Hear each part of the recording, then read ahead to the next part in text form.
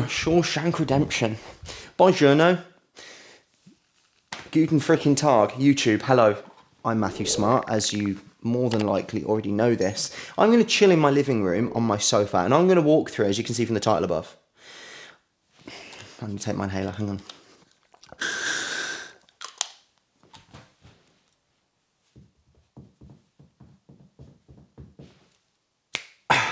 I'm going to walk through, as you can see from the title above.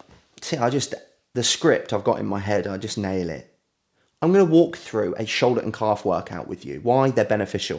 I'm going to do it walk through styling, with me in the corner, blown up view of the video. And we're going to walk through the movements I pick, the exercises I choose, what order I pick them at, why, reps, sets, how and why I do that. I think it's really quite beneficial. So I'm going to do that for you. So, without further ado, you smell a poo. Let's look at the video. Shitting. Right. The first movement I pick on a shoulder workout now, and will always for the foreseeable, the first movement I pick is rear delts. Whether that's 1, 2, or 3 movements, whatever it might be. Today will be 2. I pick a rear delt movement. If you want, I'm talking about aesthetic purposes here, if you want big 3D delts, like big bubbly looking shoulders, pumpkin delts, right? Especially from the side and the back view, your rear delts will shape your physique. That silhouette, if you turn the light off and you're standing in front of the sun or whatever, and you've got big broad shoulders, your rear delts really accentuate that look, okay? It makes you almost look more of a upside down Dorito. So, as you can see from this movement, not right now because this cable machine, I'm just displaying how much it fucking pisses me off that kit is never fixed. And that kit, that particular cable machine hasn't been fixed for months. It just gets on my tits. Anyway, look at where my elbow placement is. Look at the cable attachment, super high. I've taken all the cable attachments off. I'm just holding the ball joint at the end of the cable. Elbows are super high. I'm keeping everything pinned in. I'm not wiggling around like a worm, okay? I've got a little bit of a sway going on, but that's just natural and that's absolutely fine. I'm strict. Now, we're going to work through sets. I'm not going to go through rep ranges today in particular, but more sets, because this is a super high volume workout that I'm now doing, okay? Especially my training wise, my volume has gone right up. Food's gone up, volume's gone up alongside with it. So the first movement, as you can see there, I did 7 working sets with a 30-second break in between each set. So super high intensity, gets your sweat going, gets your heart pumping a little bit, gets a nice blood flow going in your shoulders. And then we move on to the pec fly variation, but you twist around, you've done this before, no doubt. And we go on to rear delts. Again, your elbows are super high. I'm pinning myself in. Now take a look at my hand placement. I sort of twist my hands instead of like a V, like a triangle like that, I turn them like a V. And what this is doing, it naturally lifts as I'm doing this, it naturally lifts my elbows high. And what that'll allow me to do, instead of my elbows being depressed, I'm able to elevate my elbows, and my rear delts are focused a little bit heavily more. More effort's been placed into my rear delts than more rhomboids or traps, or you start wiggling yourself around. So try that. Try just holding your palm, or the back of your palms, a bit higher on the attachment or on the handle. It helps me anyway, okay? And it stings. I did 3 working sets there, okay? So 7 working sets on rear delts on the cables, and 3 working sets on the pec fly. Moving on, we're now going to move on to your lateral head, okay? So your side delts. Now your shoulder, a lot of you already know this, but some of you may not. So I'll give a little bit of a sciencey lesson as I can. Your shoulder muscle here, okay, the big bit, is built out of 3 heads. You've got your anterior, your lateral, and your posterior head. Front, side, and back. We're going to go this way around today. A lot of people start perhaps in the middle, or lots of pressing, so it's a lot of front and side delt. I want to start with my weakest point. And as you can see, that was my rear delts, okay? I want to build those up first. That's where I've got the most amount of energy. I've just had a meal. I'm inside a gym. Let's fucking go. So rear delts aside. Lateral head. Did a couple of warm-up sets standing up with a set of dumbbells. Now try this variation. I bloody love it, okay? I picked it up from a pro bodybuilder somewhere a couple of years ago. Super simple. You just get yourself a bench and you just sit it up to its highest position, or maybe one off, okay? Belly or tummy up against the bench. and hit your lateral raises. You've done side raises before, thousands of you have, no doubt you have. What this will allow you to do, or what it won't allow your body to do rather, is move about, okay? What you sometimes see in the gym when we're doing these side raises, we're hoiking them up, we're bending, we're squatting, we're bouncing with our knees. We do not want that. So that's my first variation, and I did 4 working sets here. Moving on, this is a wicked one. So again, I'm working on my side delt, my lateral head, to build width to my front and my back shots, my frame. So our big, broad shoulders. Again, another side lateral raise, but this time it's cuffed. Now, you see a lot of people do these, they're great.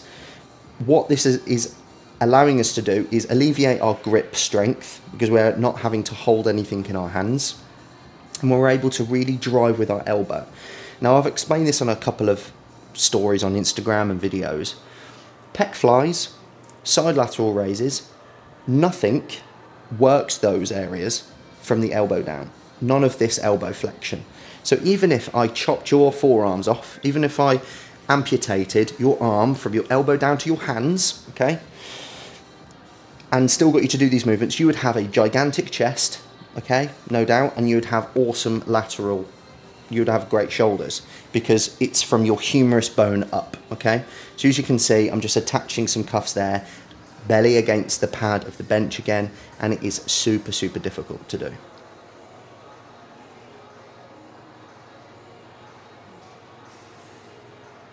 Just slow and controlled. You can see my arms are not necessarily very much to my side, like I'm flying, like a bird. They're almost brought slightly towards the front of my body in my peripheral vision here, so I can see my hands. Does that make sense? Rather than out here where I can't see my hands, bring them slightly forward, and that plane of movement is more biased towards your lateral head of your shoulder, okay? It's a killer, it hurts a lot, okay? But that's what we're after. As you can see, it hurt. Okay, moving on to our 1, 2, 3, 4, 5th movement is into a press. Now you might be thinking, why are you not starting with shoulder presses, Matt? This is what everyone does. Everyone starts with the shoulder press. Yeah, okay. Especially for people that want to build a stronger shoulder press. You would put them at the beginning of the workout. But what did I mention earlier on? I want to bring up my rear delts. Now your shoulder press, I reckon, no doubt, hits your rear delt in some part, okay? Because you're holding heavy weights above your head and you're pressing. So a lot of muscles are coming into play. But they don't necessarily prioritise the rear delt, a shoulder press. So I'm not going to put them at the beginning because it's not something I want to prioritise or get bigger. But I still want to put them in because it is a staple compound movement.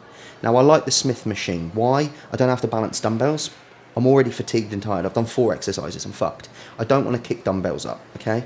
Nor do I want to grab a free weight bar and hook him over and back on. I'm training by myself. I've got no one with me. With a Smith machine, I can focus on pushing weight. I can focus on driving that bar up and down with as much effort as I can without having to feel like I'm going to crush my skull or I'm going to fucking die, okay? So a little bit of a closer look. I did, I think, 3 to 4 working sets here, if I'm not mistaken. Not super heavy weight. I've just got what? I think I had a 20 and a 10 on each side there, which is nothing, and the bars are 20 kilos. So I had like 60 to 80 kilos, and on this set, I had 60. I just wanted to really, really focus on time under tension, focusing on moving the weight and getting my muscles to actually feel the load at which they're put under, rather than just fling a load of weight up, all right? We're bodybuilders here. We're building a physique. We're building a body. We're not necessarily weightlifters or powerlifters where we care just to move the weight from point A to point B. And you get a bit crushed as well, sometimes. We've all been there. Okay, moving on to 6th movement. We're looking at an upright row. Now take a look. Attachment, small bar, D handles, end of bar. Okay? I like the cable. Now, what's our problem when we work with free weights? What's the one problem that we could be facing? Gravity, okay? We're working against gravity, okay? Plane of movements, depends on where and which movements you're performing. That free weight, that bar, that dumbbell, that plate, that kettlebell wants to fall to the ground. That's all it wants to do, okay? As soon as you pick it up, it wants to fall down. Now with a cable, you're working against a cable pulley system. So the weight is even throughout the bottom and the top of the exercise, okay? Not necessarily the tension on what muscles, that will differ between point A and point B, of course, because elbows are in different points. But what I'm saying is the weight itself is the same. So I quite like to work on cables quite a bit for that reason. Okay, I did about 3 to 4 working sets, and that's shoulders done. Told you this was a quick video. Cha-ching, finished. We're in and out of the gym. We want to get in, we want to get the job done, fuck off again, get our meals down us. We've got another 23 hours of the day to keep things up. Now we move on to calves. Take a look at my calf raises, okay? This is really, really, really important. I don't shift a lot of weight, but I focus heavily on the eccentric, the lowering portion, and then the concentric, the squeeze, okay? The coming up. I don't like to drop my heels super, super low. I like to get a nice stretch, but I don't want my Achilles tendon and my Achilles heel to help too much, if that makes sense. I want the bulk of my muscle, the gastrocnemius and the soleus. I want my muscles in my calves to do the job rather than my tendons hoiking a portion of it up and then my muscles helping. Does that make sense? So take a look at the range. I'm still getting a really nice stretch, but I'm not exaggerating the stretch, if that makes sense. Yeah? Getting a nice stretch, flexing at the top, squeezing. Now in a moment, I'm going to show you one of the most important things that you must do from this video. Please take this away. If you want to get big calves, if you want to grow any muscle, really, you must stretch. I think it is so underrated. What we're trying to do is stretch muscle, okay? That is an act of tearing. It is an act of damage, okay? We want to damage muscle tissue. I know it doesn't sound that nice, but that's what we're aiming to do inside the gym. We're actually causing trauma to muscle. Feeding, resting, it grows, okay? It's just an adaptation from the stimulus inside the gym. Now, one stimulus that is so underrated and underused, in my opinion, is stretching. No one fucking does it.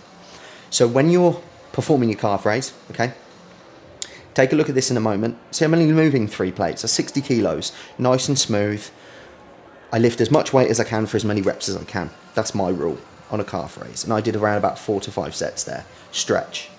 Find a couple of inches, grab a plate or 2, stack them up against each other, a couple of books, a step, whatever it might be.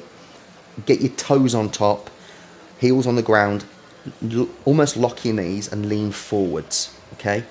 Don't quite lock your knee, keep your knees nice and bent and stretch those fucking calves out. If your calves do not feel as if you have lava running through them, cocaine, methamphetamine and battery acid, you're not training your calves hard enough. Trust me, if you are going smooth, steady, moving this with the appropriate amount of weight and squeezing and stretching properly, you'll be walking out limping and tomorrow you'll be in a lot of pain, like I am yesterday and today. Because 2 days ago I trained my calves. Alright? Similar to how I'm doing today. So this is my shoulder and calf routine. Now typically, what I would do on top of these calves, so I've shown you 2 movements, I would then jump onto a leg press, see the plate, I'd stick my toes at the bottom of the plate with my heels hanging off, and I would knock out, again, 7 sets with a 30-second break, and that would last me about 4 to 5 minutes, and I'd time that on my watch just to get that done. I'd just bump out a load to work my tibialis anterior.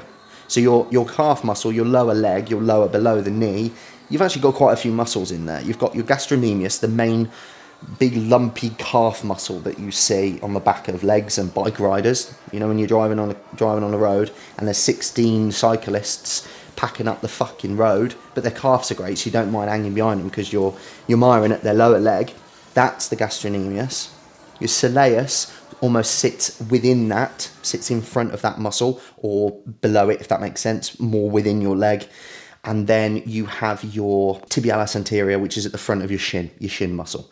Guys, that was a short, sweet workout walkthrough of shoulders, delts, why I pick certain movements and why I'm ordering them in that order, and then a little bit of calves at the bottom with a little bit of info. I hope you enjoyed. It's just a quick video, just slinging it up for you. I hope you've learned a little bit. If you have learned anything, comment down below on what you learned. Please like, comment, subscribe, and I'll see you in the next video. Ta-ra!